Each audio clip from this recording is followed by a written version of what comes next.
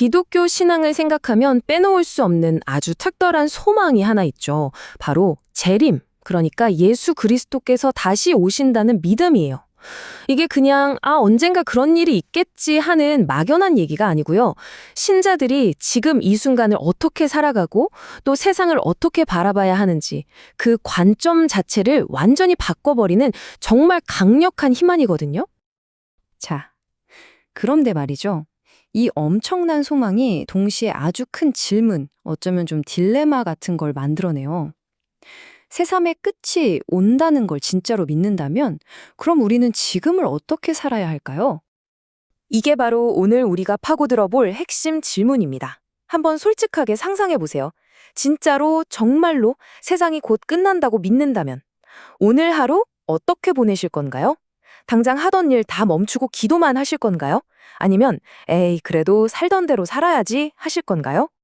사실 이 질문에 대한 반응은요, 보통 두 가지 극단적인 모습으로 나타나곤 해요. 둘 다 좀 잘못된 방향이긴 한데 한번 자세히 살펴보겠습니다. 한번 볼까요? 첫 번째는 아예 무관심한 쪽이에요. 재림이 오든 말든 나는 내 인생 산다. 이러면서 그냥 직장, 가족, 돈 버는 일, 이런 세상적인 일에만 완전히 몰두하는 거죠. 재림에 대한 믿음? 그냥 차갑게 식어버린 거예요. 반대쪽 극단도 있어요. 바로 광신적인 태도죠. 세상 곧 끝날 건데 뭐하러 일해? 공부는 해서 뭐해? 하면서 모든 걸 다 내팽개치는 거예요. 그냥 손 놓고 기다리면서 오히려 나태해지는 거죠. 당연히 이 두 가지 모두 올바른 기다림의 자세는 아니겠죠? 근데 되게 흥미로운 게 뭐냐면요. 이런 고민이 사실 21세기에만 하는 게 아니라는 거예요. 지금으로부터 거의 2000년 전에도요. 똑같은 문제로 엄청나게 씨름했던 공동체가 있었어요.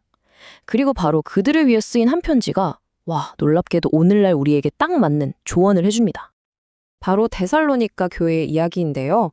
사도 바울이 이 교회를 세우고 얼마 안 돼서 박해 때문에 어쩔 수 없이 떠나야 했거든요.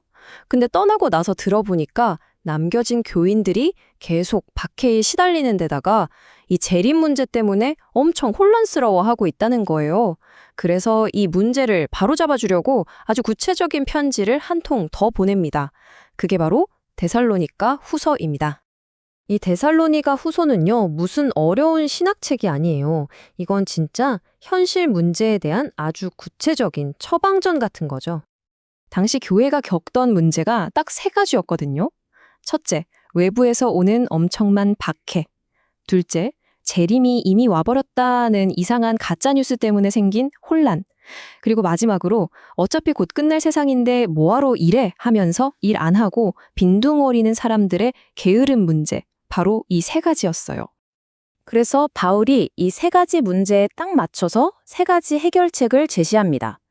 박해받는 사람들에겐 위로를, 혼란스러워하는 사람들에겐 정확한 팩트체크를, 그리고 게으른 사람들에겐 아주 단호한 명령을 내리는 거죠. 정말 체계적이죠? 자, 그럼 바울의 처방전 하나씩 뜯어볼까요? 먼저 혼란에 빠진 사람들을 위한 팩트체크. 바울이 아주 단호하게 선을 긋습니다. 여러분, 재림이 이미 왔다는 말에 절대 속지 마세요. 아직 아닙니다. 라고요. 그러면서 두 가지 명확한 전제 조건, 일종의 사인이 있다고 설명해요. 그날이 오기 전에 반드시 이게 먼저 일어난다는 거죠. 첫 번째 사인은 배교예요.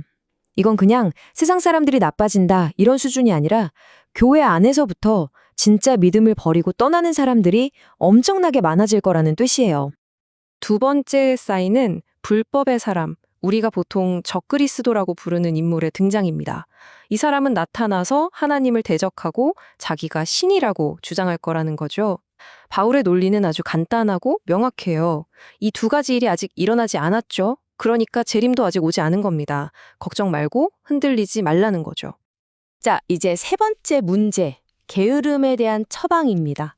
여기서 바울이 정말 잊을 수 없는 강력한 한마디를 던집니다. 바로 이거예요.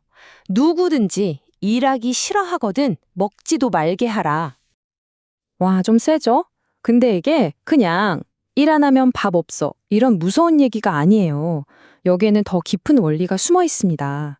핵심은 이거예요. 재림 기다린다는 걸 핑계 삼아서 자기 할 일, 자기 책임을 내팽개치는 건 기다리는 자세가 아니라는 겁니다. 오히려 그 반대예요. 매일매일 자기에게 주어진 일을 신실하게 해내는 것, 바로 그 성실한 일상이 재림을 기다리는 가장 올바른 방법이라는 겁니다. 자, 그럼 이 2000년 전 편지가 지금 우리한테 뭘 말해주고 있는 걸까요? 이걸 다 종합해서 우리 삶으로 한번 가져와 보죠. 핵심은 이거예요. 재림에 대한 소망은요, 지금 이 힘든 현실에서 도망치기 위한 탈출구가 아니라는 겁니다. 오히려 그 반대죠. 언젠가 오실 그날을 알기 때문에 오늘을 더 의미 있고 성실하게 살아갈 강력한 동기가 되는 거예요. 미래를 준비하는 최고의 방법은 다른 게 아니라 바로 현재에 충실하는 겁니다. 그러니까 여러분이 매일매일 하는 일들 있잖아요. 학교에서 공부하고, 직장에서 치열하게 일하고, 또 집에서 가족들을 돌보는 그 모든 평범해 보이는 일상들이요. 그냥 먹고 살기 위해 하는 일이 아니에요. 그 하나하나가 바로 재림을 기다리는 신실한 준비 과정 그 자체라는 말입니다. 정말 놀랍지 않나요? 그래서 결국 이 고대의 지혜는 오늘 우리 각자에게 이런 질문을 던지고 있는 셈입니다. 여러분이 가진 미래에 대한 소망은 여러분의 오늘을 어떻게 빚어가고 있나요? 그 소망이 혹시 여러분을 현실에서 도망치게 만드는 핑계가 되고 있진 않나요? 아니면 오히려 오늘 하루를 더 힘내서 더 성실하게 살아가도록 만드는 엔진이 되고 있나요? 이 질문 한번 깊이 생각해보는 시간이 되셨으면 좋겠습니다.